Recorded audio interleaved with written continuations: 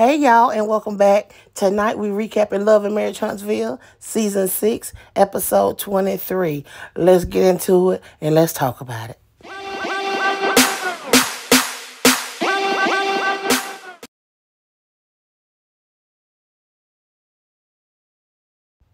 Okay, so y'all, the first scene opened up. Mel done pulled up on Kiki and Amin. They at the storage. They trying to get their stuff. They moving into the house. Yeah. Well, while she done pulled up on them, and they talking about what happened at the barbecue. She done told them how they saying she's still on drugs. So Mel makes the suggestion, why don't we shut your haters up and we just take a test right now? And I brought one. I don't know how I feel about that. You know, who rides around with a drug test in their car? But, oh, well. I guess what I can appreciate in this scene is that Kiki was down. And Kiki, now this is what I'm going to give Kiki. You have to be confident in your sobriety in order to stand 10 toes and take this test spur of the moment. She didn't have no type of preparation. Didn't know Mel was even coming to do that because all this was last minute when Mel pulled up on him. But what I can say that I was most proud of when Sister came out that bathroom, they looking at the test, negative. She had a test that included 14 drugs, and Kiki was negative for all of them. I am so proud of her. Now, I do have a question. If she taking methadone, how is she negative for methadone? But I digress. I don't know how that worked. Negative 2 lines. Negative. Child, all I see is negative, baby. Bam. Why Mel shared the information about Tiffany, what Tiffany said about them moving. Now, this is what I'm going to say. Tiffany and Lou done called in again this week, y'all. But somehow Tiffany still managed to get an honorable mention. So now Mel sharing with her saying, oh, yeah, Tiffany said y'all was moving and how you trying to get somebody in another district and you don't live there, yeah. That wasn't none of Tiffany business. And let Tiffany go again, inserting herself in somebody else's business. She ain't learned yet. She's always participating in the mess or stirring up the mess, however you want to put it. But she continues to make herself relevant by continuing to stir up mess. Tiffany, you better be careful, honey. Be very careful. Okay, so y'all, the next scene is Tisha and Marcel. They packing, they going on vacation. They taking one of the girls to the beach for their birthday. Big deal. This scene here really could have ended up on the floor of the editing room because it really wasn't interesting. The only interesting part was when Marcel picked an argument with Tisha. And when she asked for an example, he had the audacity to use Melody. He used Melody from when they was at a town hall meeting when she offered criticism and that she couldn't take it, telling her she need to be able to be accountable for her actions and things like that. Y'all, I died. This man know how to push her buttons and he know how to keep her riled up.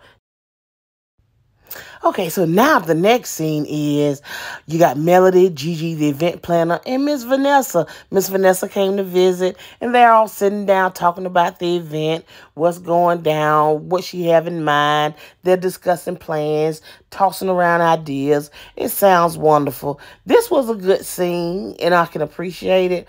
I'm just excited to see the ceremony itself because, you know, it got a lot of hoopla in the in the mid-season or when it was on break, however you want to put it, when people was actually commenting on and saying how nice it was. And then the mid-season trailer showed us Martell trying to manifest some things. But anyway, they're going through that. But then Melody actually take the time out. And when she never read the letter from the probate court regarding whether they would allow the name change or not. But when she did read it, if you could see the look on her and her mama's face, it was priceless. Whew. Okay. This day came Melody Cherie Holt and filed the foregoing declaration in writing and in conformity with Title 1231 Code of Alabama 1973 that his or her name be changed to Melody Cherie Rogers. Therefore, ordered, adjudged, and decreed by the court that the said Melody Cherie Holt shall be known by the name of Melody Cherie Rogers. Oh my goodness. That's what it says right there. Look, that's what it says.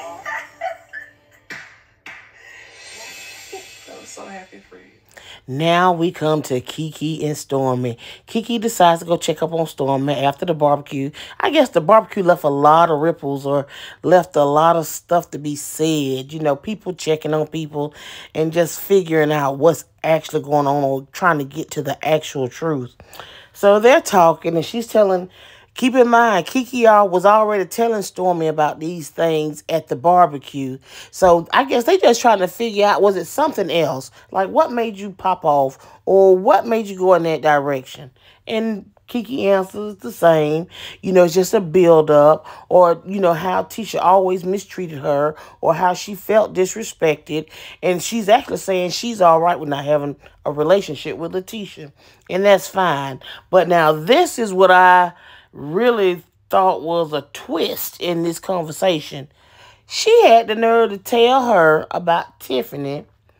Tiffany done made some appearance on Carlos King's show, saying some little ugly things about Kiki.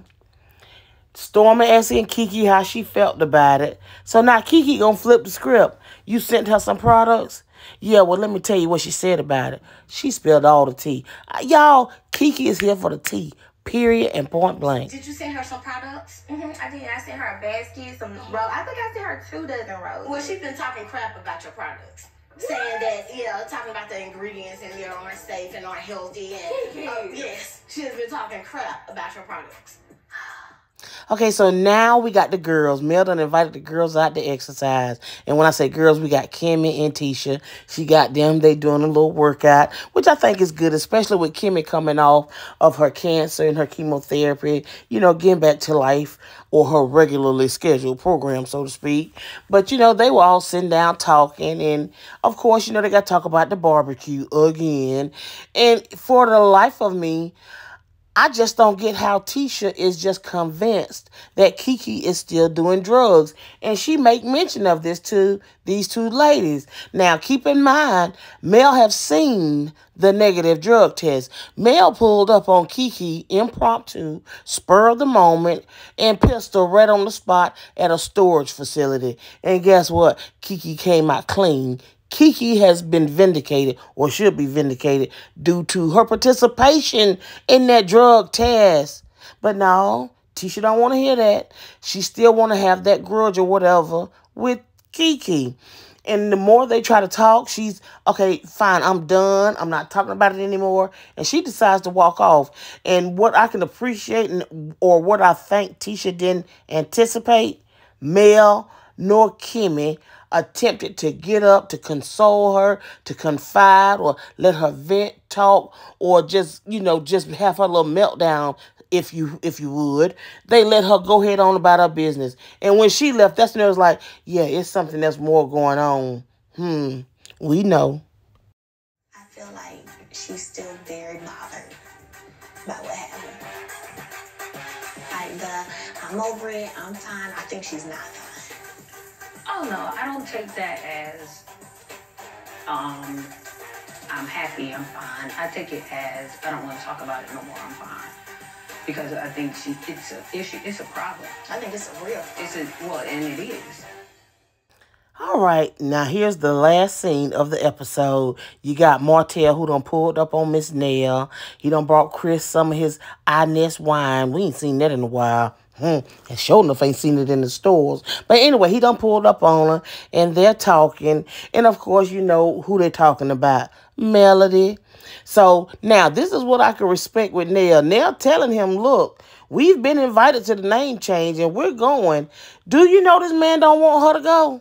He's saying that if y'all, my friends, y'all want to go, saying in his confessional, he's saying they done picked a side.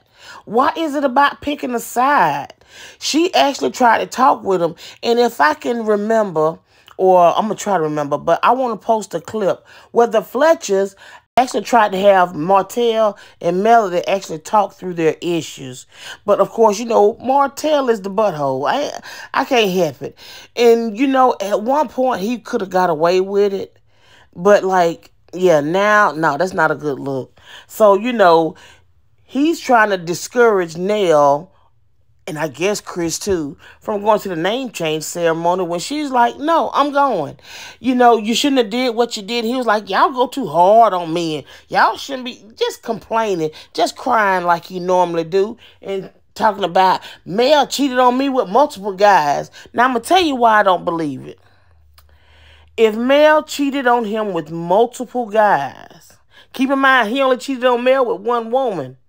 He would have had multiple women. He wouldn't have even been with Mel. It would not be an issue about her wanting a divorce because he probably would have jumped for it first. Okay? I'm just not believing it. All I'm going to say, all that is alleged, and that's what I'm going to roll with. But what I can appreciate is Nell did leave him with some advice. He didn't like it, but it's true. Truth hurts, but I still love you. Don't forget to click like, comment, and share.